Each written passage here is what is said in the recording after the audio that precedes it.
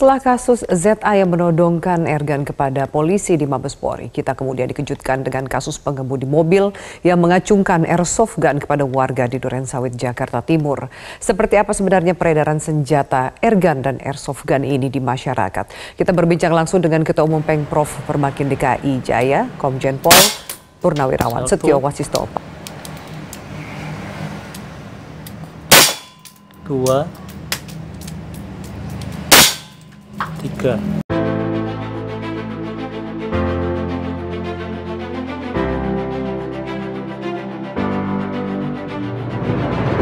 Siapa saja sebenarnya yang boleh memiliki atau bahkan membeli airsoft gun dan juga airgun? Sejauh mana juga pihak Perbakin mengawasi kepemilikan ini? Mungkin perlu saya jelaskan bahwa di Perbakin itu ada komisi airsoft namanya. Jadi komisi airsoft itu digunakan untuk semacam tembak reaksi tetapi menggunakan airsoft gun. Nah, kemudian kalau airsoft gun itu digunakan untuk war game atau perang-perangan itu bukan ranah dari Perbakin. Nah, untuk kepemilikan ini sama dengan kepemilikan dengan air rifle, jadi mesti ada pendaftaran, kemudian diketahui identitasnya, dan yang penting diketahui oleh masyarakat bahwa airsoft gun dengan airgun itu berbeda. Karena airsoft gun itu menggunakan gas yang ramah lingkungan dan bertekanan rendah. Tekanannya tidak sampai 2 joule. Sedangkan airgun itu menggunakan CO2 dengan tekanan tinggi, lebih dari 2 joule bahkan sampai 4 joule. Kemudian amunisinya juga berbeda. Kalau airsoft gun menggunakan plastik yang beratnya sekitar 0,4 gram. Sementara kalau airgun itu menggunakan gotri atau menggunakan bola-bola logam kecil, ukuran 4,5 sampai dengan 6 mm garis tengah. Nah, dengan tekanan yang cukup keras itu, maka itu juga bisa dalam jarak pendek juga sangat berbahaya. Untuk kepemilikan, airsoft gun memang diizinkan, di mana untuk olahraga, ya ada aturan-aturannya, bagaimana cara membawanya, bagaimana cara menggunakannya. Tetapi untuk airgun sendiri itu adalah dilarang, total dilarang. Karena Perbakin tidak menggunakan, sementara untuk senjata bela diri itu juga tidak menggunakan itu. Karena senjata bela diri menggunakan kaliber 22 dan kaliber 32. Oleh sebab itu, tadi pernyataan Bapak Kapolda Metro Jaya, saya sangat mendukung. Moga-moga momentum ini dimanfaatkan dengan melakukan penertiban. Karena kita masih melihat bahwa airgun ini dijual bebas di marketplace, termasuk peluru-pelurunya juga dijual bebas di marketplace. Nah, ini sangat membahayakan masyarakat apalagi masyarakat yang tidak pernah teredukasi dengan penggunaan senjata. Ini kami mendukung, moga-moga segera dilaksanakan penertiban oleh Bapak Kapolda Metro Jaya. Dan mungkin Kapolda-Kapolda seluruh Indonesia juga melakukan penertiban ini, karena ini total, ya saya katakan total tidak boleh digunakan airgun. Ya. Pak Setio, demikian, apakah pemilik airgun dan juga airsoft gun ini wajib bernaung di Perbakin atau cukup kartu keanggotaan di shooting club? Kita melihat 2 pelaku teroris ZA dan juga pengemudi di Durensawit memiliki kartu keanggotaan dari klub yang sama, yaitu Basis Shooting Club. Nah, ini perlu saya jelaskan. Basis Shooting Club itu mendaftar menjadi anggota dari Pengprov Perbakin DKI tahun 2014. Untuk diketahui, pengurus provinsi Perbakin DKI itu berbeda dengan Pengprov-Pengprov lain. Kalau di Pengprov Perbakin DKI, ini anggotanya adalah klub-klub menembak. Saat ini ada sekitar 50 lebih klub menembak di Jakarta. Kemudian Basis ini mendaftar tahun 2014. Tetapi tahun 2017 dan 2018 awal kalau tidak salah, saya ingat, dia terlibat dengan jual beli senjata ilegal dan ditangani oleh Direktorat Reserse Kriminal Umum Polda Metro Jaya. Oleh sebab itu kami melakukan tindakan tegas dari Komisi Disiplin Pemprov DKI dan kami mencabut keanggotaan dan membekukan organisasi tersebut, artinya sudah tidak boleh menggunakan atribut Perbakin. Itu tanggal 30 April 2018.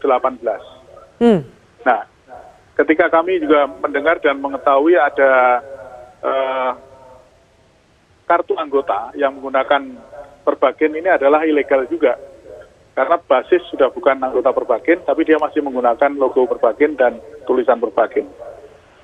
Kalau untuk kepemilikan airsoft gun, seperti saya katakan tadi, yang bernaung di bawah Perbakin tentunya mereka terdaftar dengan baik di bawah klub-klub ya, di bawah klub-klub menembak yang ada. Kalau airgun, saya katakan sekali lagi total tidak diizinkan, apalagi ada kartu-kartunya itu tidak boleh. Nah, itu ilegal semua. Baik, Pak, kembali saya ulang pertanyaan saya. Hari ini kita tahu bahwa penjual dari airgun ke pihak ZA saat ini tengah berada di Mabespori untuk dimintai keterangan. Saya juga sempat melihat bahwa sepertinya mudah sekali untuk mendapatkan airsoft gun atau bahkan airgun melalui pembelian secara online. Tanggapan dari Perbakin sendiri, sejauh apa pengawasannya dan apakah pihak penjual senjata bisa dijerat hukum jika ternyata menjual senjatanya kepada pelaku teror meski di awal tidak mengetahui identitas pembeli? Pertama, saya selaku Ketua Perbakin Pemprov DKI Jakarta dan selaku Purnawirawan Polri tentunya menyayangkan tentang masih beredarnya penjualan airgun di online, atau mungkin ada yang offline juga. Karena ini sudah berapa kali kita sampaikan kepada rekan-rekan Polri untuk melakukan penertiban. Karena ini terus terang merugikan bagi kami dalam rangka pembinaan atlet-atlet menembak yang memang untuk prestasi, ya. Dan kalau untuk senjata Perbakin sendiri yang lain-lain berbeda, sangat berbeda. Kami air rifle, kemudian air pistol itu berbeda, pelurunya berbeda sekali dengan airsoft gun maupun air gun. Dan bentuknya juga untuk Perbakin yang air rifle dan air pistol besar-besar tuh bentuknya, tidak mungkin dibawa-bawa. Nah, kemudian harapan kami tentunya dari pihak Polri saat ini segera melakukan penertiban, termasuk yang di online itu segera ditertibkan, karena itu memang dilarang, ya, penggunaan air gun itu dilarang. Kepada penjual baik offline maupun online, Pak, sejauh mana mereka bisa dimintai pertanggungjawaban? Termasuk tadi statement Pak Setio mengatakan bahwa basis shooting club sudah dibekukan sampai di tahun 2018, tapi kartu keanggotaan ZA valid atau berlaku sampai 2022. Jika pembeli atau penjual menanyakan kartu keanggotaan, berarti shooting club yang sudah dibekukan, tapi pihak penjual tidak mengetahui mengenai kondisi status dari shooting club dan juga kartu keanggotaan tersebut. Ya, kalau ada masyarakat yang berminat atau membeli senjata, sebaiknya menghubungi Perbakin terdekat. Ya, kalau di Jakarta mungkin bisa ke Pemprov Perbakin DKI. Untuk Jakarta yang terkait dengan basis ini, mohon supaya klarifikasi. Ya, klarifikasi karena mungkin mereka tidak tahu bahwa basis itu sudah menjadi klub yang ilegal, klub yang tidak bernaung di bawah Perbakin. Kami sedang menyiapkan kemungkinan kita menuntut ke orang-orang yang berada di klub basis, karena kami merasa juga dirugikan dengan adanya kejadian-kejadian yang membawa nama Perbakin ini. Pak Setio, selain mudahnya mendapatkan airsoft gun dan juga airgun, penjualan via online, apakah juga mudah mendapatkan kartu keanggotaan atau bahkan mungkin ada kartu keanggotaan yang ditemukan palsu atau ilegal? Kalau kartu yang palsu tentunya mungkin dengan mudah ya, bahkan mungkin diperjualbelikan. Tapi kalau untuk kartu Perbakin sendiri ada aturan-aturannya dan tidak semudah itu, Mbak. Kita harus mengikuti menjadi anggota salah satu klub. Kemudian kartu Perbakin itu digunakan atau dikeluarkan oleh pengurus besar. Jadi terpusat datanya terpusat. Jadi saya lihat juga tayangan Pak Bambang Susatyo sudah menyatakan beliau sebagai pembina di PB itu tidak ada nama-nama itu. Jadi masyarakat ini ditipu, mereka sebagai penipu, ya, yang menjual ini ilegal ini penipu. Kemudian tadi yang dikatakan yang menjual bagaimana? Yang menjual juga terlibat, bisa dikenakan Undang-Undang Darurat Nomor 12 Tahun 51 dengan ancaman hukumannya cukup berat, sekitar 12 tahun, Mbak.